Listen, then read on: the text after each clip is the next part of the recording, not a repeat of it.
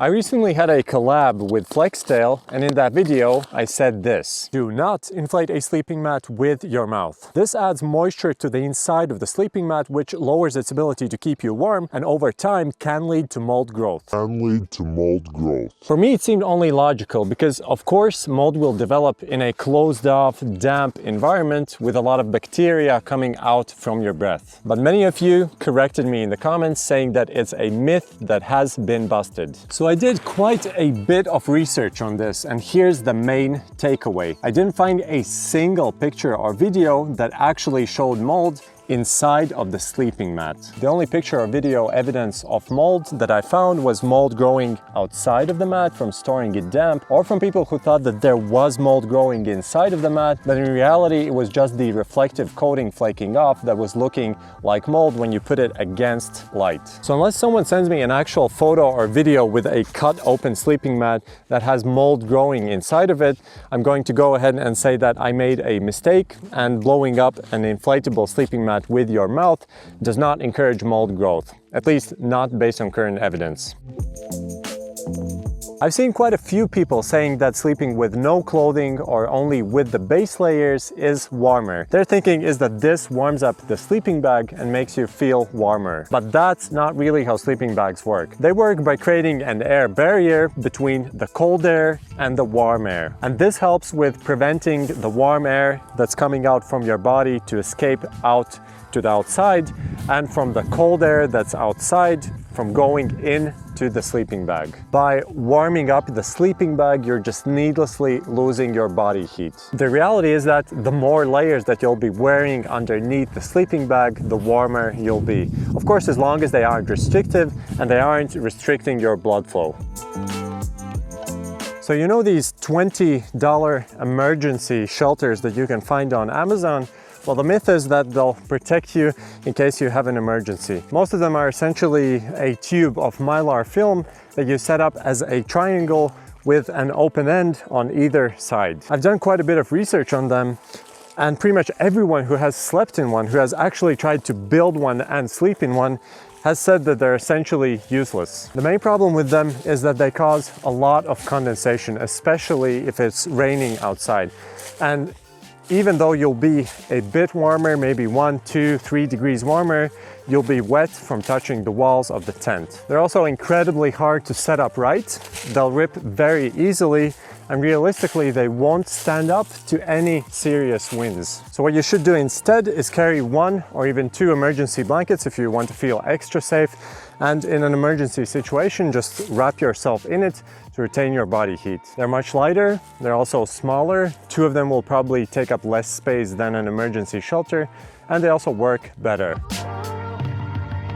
Whenever I say that hiking in hiking shoes or trail runners is often better compared to hiking boots, I get a ton of people commenting that by not wearing hiking boots, you're just waiting to sprain your ankle. And honestly, that's just not true. So let's say that this is your foot, this is your ankle, and your ankle mobility range is something like this. If you go over this limit, you'll probably sprain your ankle because you're overstretching the band here on the opposite side. If your mobility range is small, for example, if you're not used to hiking on tough terrain or with a heavy backpack, then hiking in hiking boots will definitely help because it essentially locks your ankle in place. But if your ankle mobility is good, let's say like this, then an injury or an ankle sprain is very unlikely to happen because you'll still be within the comfortable range of your ankle, and before you go any further, you'll likely have time to react and reposition your ankle. So how do you improve your ankle mobility?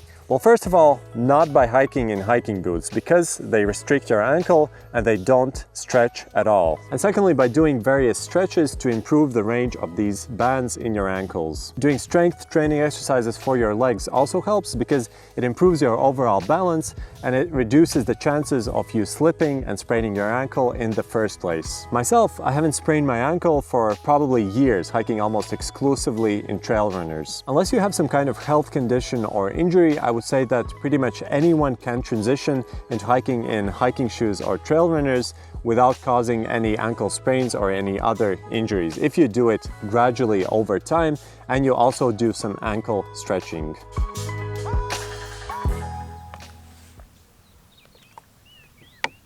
Seriously, didn't you know that there's like a lot of microplastics in there?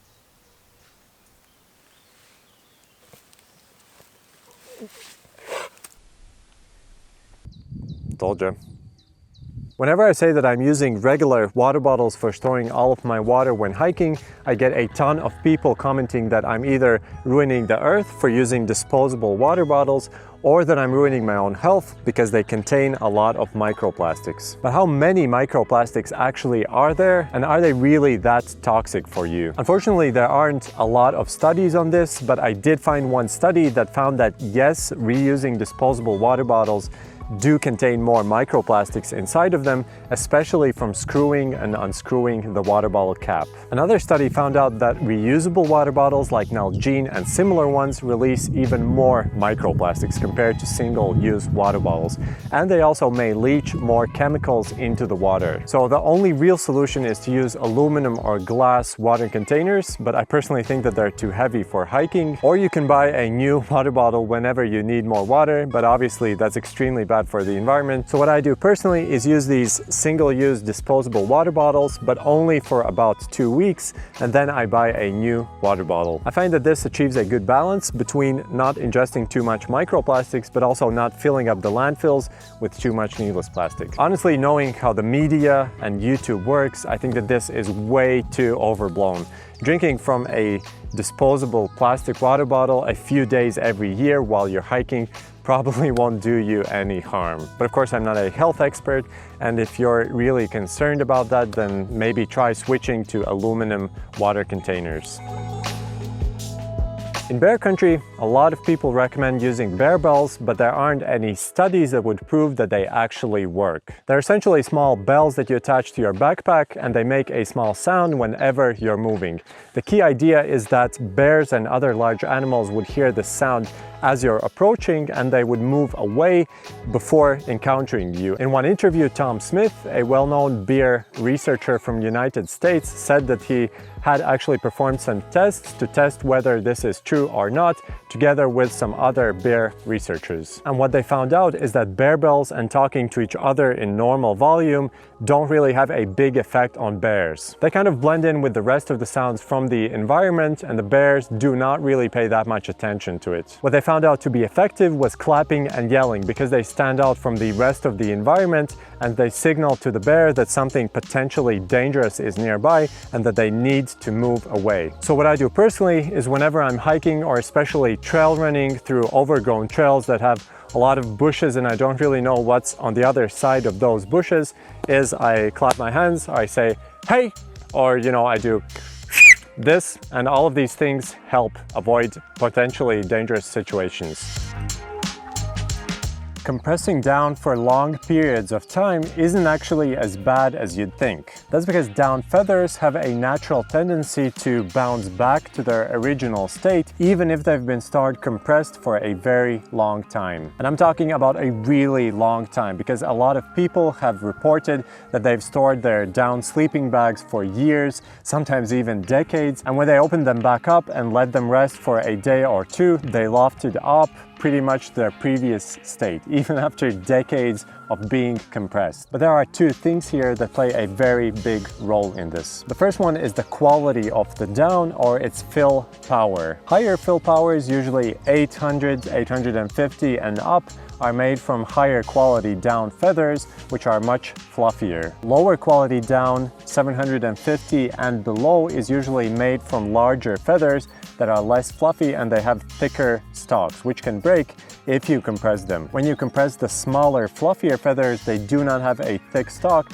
so they cannot break, and when you release them, they'll pretty much fluff up to their original state. The other important factor is the dryness of the insulation, because if you want to store it compressed, the down insulation has to be completely dry. That's because if you compress a wet down feather, it will not loft back up to its previous state. It will be slightly less fluffy. That said, if you have the option, if you live in a pretty large apartment, do always store your down bag uncompressed in a loose bag, because it ensures that you'll always always have the best possible insulation when you really need it. But just know that you won't ruin your down bag by storing it compressed. It's a myth. If you know of any other myths, please write them down in the video comments. I'm really interested to hear any other hiking myths. Thank you for watching, and I'll see you in one of my next videos. Bye!